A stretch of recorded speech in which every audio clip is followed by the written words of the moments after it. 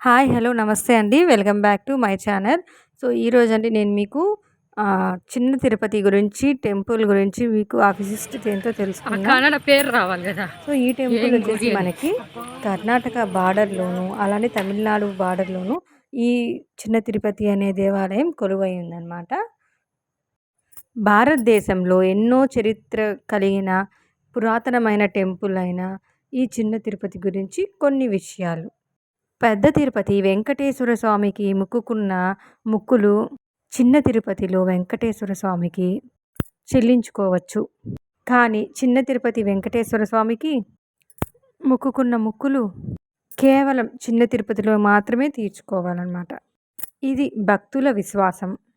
అంతటి ప్రత్యేకత చిన్న తిరుపతి దేవాలయానికి ఉందండి. అసలు ద్వారకా తిరుమల అనే పేరు ఎందుకు వచ్చిందో ఇప్పుడు తెలుసుకుందాం. స్థల పురాణం ప్రకారం ఈ క్షేత్రం శ్రీరాముడి తండ్రి దశరథ మహారాజు కాలం నాటిదని తెలుస్తుంది. ద్వారకుడు అనే ఋషి తపస్సు చేసి స్వామివారి పాత సేవను కోరుతారు. అప్పుడు ఆ తపస్సును మెచ్చి స్వామివారు ప్రత్యక్షమవుతారు. వెంకటేశ్వర స్వామి పైభాగం మాత్రమే దర్శనమిస్తుంది.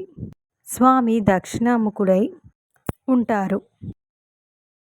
రామానుజుల వారి కాలంలో ఈ క్షేత్రాన్ని దర్శించినప్పుడు భక్తులు తమతో వెంకటేశ్వర స్వామి పాద పూజ చేసే అవకాశం వచ్చిందని సంతోషపడతారు. సో, ఇక్కడ మనకి స్వయంభూగా స్వామివారు వెలిసారనమాట. వెంకటేశ్వర స్వామి పాద పూజ చేసే అవకాశం వస్తుందని భక్తులు కోరుకుంటారు. వైఖాన సాగం ప్రకారం స్వయంభూగా వెలిసిన వెంకటేశ్వర స్వామి ధ్రువమూర్తికి వెనక వైపు పీఠం పైభాగాన ప్రతిష్ఠించారని తలపురాణం చెబుతుంది.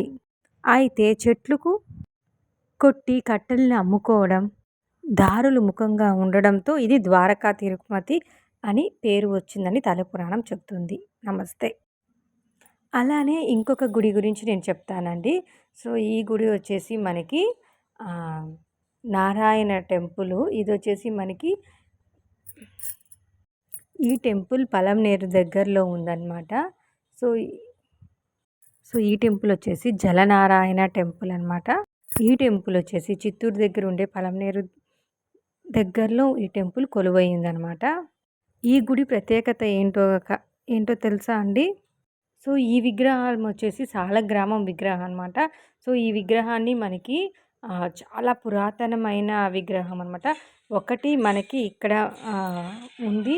ఇంకొకటి వచ్చేసి నేపాల్‌లోనూ ఉందండి. సో, అంత ప్రత్యేకమైన ఈ విగ్రహాన్ని దర్శించుకోవడానికి ఈ జలాలయ టెంపుల్‌కి చాలామంది ఇక్కడే ఊర్లోనే కాదండి, ఫారిన్ నుంచి కూడా జనాలొచ్చి మనకి ఈ టెంపుల్‌ని దర్శించుకొని వెళ్తూ ఉంటారనమాట.